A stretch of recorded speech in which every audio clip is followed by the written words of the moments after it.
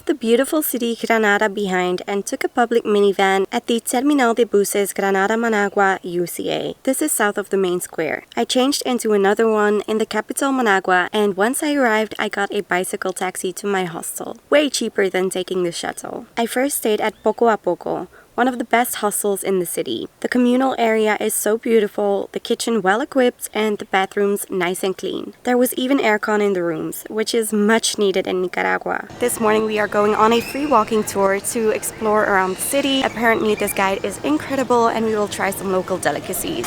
In the evening is the perfect time to watch the sunset from the rooftop of the cathedral that you can see behind me.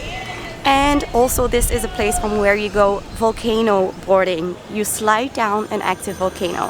So all of this is gonna be coming up in this video. The free walking tour starts from this smaller square next to the cathedral. After an interesting insight into the history of not only the city, but also the country and the Central American region, we set off to explore the local market behind the cathedral.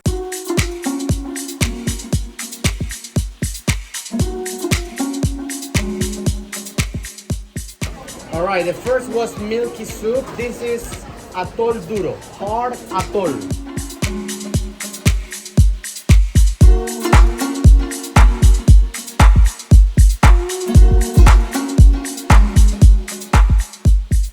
Hash browns with cheese, plantain with cheese.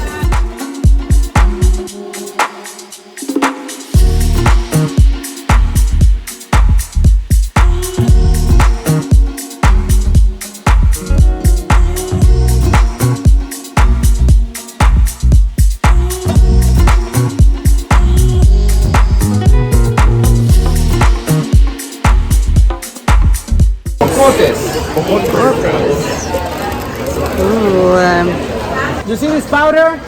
It's made of corn, cacao, cinnamon. You see this candy? It's made of rum, cacao, cinnamon. After trying a lot of different fried foods, fruits, and sweets, we ended with this delicious drink made from cacao and a spice mix. We then continued the rest of the tour in the city center. We passed by all the most relevant murals and were explained more about the independence and free education in the country. We ended the tour in the garden of one of the most beautiful hotels in the city, an oasis in the middle of the busy city. Afterwards, I went to Coco Calala with some friends, which is the best vegan-friendly restaurant in town. This walking tour was by far one of the highlights of my entire trip so far. Like, this has been one of the walking tours that I've liked the most out of all of them. Like, how genius is it to all chip in like $1.50 just to be able to try a bit of everything. The guide was so incredible, like he was so knowledgeable and his English was impeccable. So I would highly recommend going on this free walking tour. I moved to a different hostel for my last few nights and stayed at the popular party hostel called Bigfoot. They organized the best sunset volcano boarding excursion. So that's the volcano that we're gonna be hiking. That's the volcano. It has 5 craters. After getting a briefing at the hostel, we all hopped on the chicken bus to the Cerro Negro volcano. It is a very new volcano, the youngest in Central America. The last eruption was in August of 1999. When we arrived, we all got a backpack with our overalls and goggles and to put our stuff in. We also got our board, and you can choose to pay someone to carry your board up, but I decided I could conquer the 45 minutes uphill carrying it.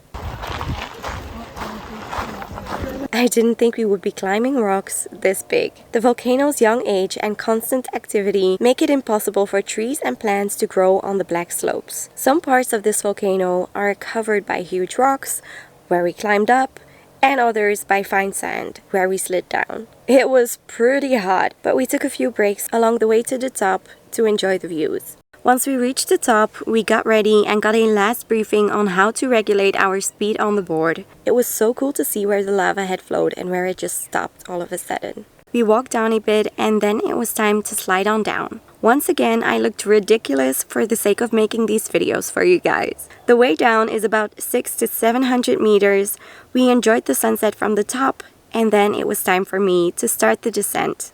¿Lista?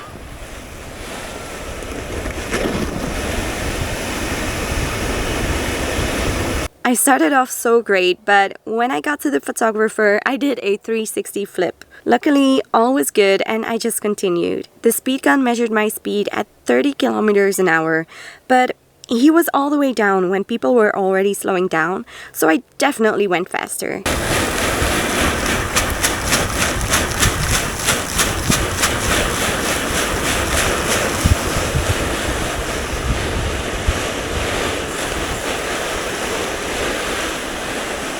I enjoyed watching the rest of the people come down and saw quite a few crashes that were way worse than mine, but none of them really bad, don't worry. After we saw the last bit of the sunset, it was time to make it to the fire pit. Back at the bus, they had cold seltzers, fruit, crisps, and marshmallows waiting for us. I like a little fire on it. Some people just light them on fire and like take it out. That's when a great day turned into an even better night. The chicken bus turned into a party bus, the drinks kept flowing, and the music was banging. We couldn't have wished for a better ride back to the hostel, where dinner was waiting for us, and the night turned into a spontaneous pool party. Another popular sunset activity, which I already mentioned, is climbing the roof of the cathedral. Make sure to get your ticket at the back of the cathedral across from the market around 5 p.m. The way up is then at the front of the cathedral.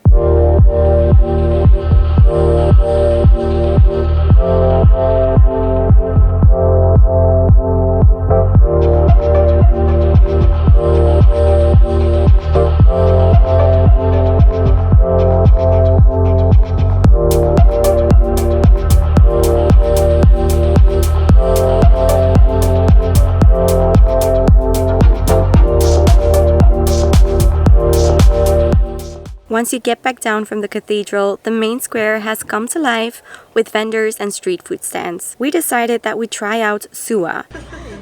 This is just huge. What? It turned out to be a great recommendation. Unlike Pan Ipas, a French bakery, something I've really been missing, but it was far from French or good. I liked Mañana Mañana Cafe a lot more. That is it for this video, guys. Next up is El Salvador, so definitely subscribe if you don't want to miss any of the next adventures here in Central America. I am almost halfway my trip, so there is still a lot to come. Thanks so much for watching, and I hope to see you in the next video. Bye!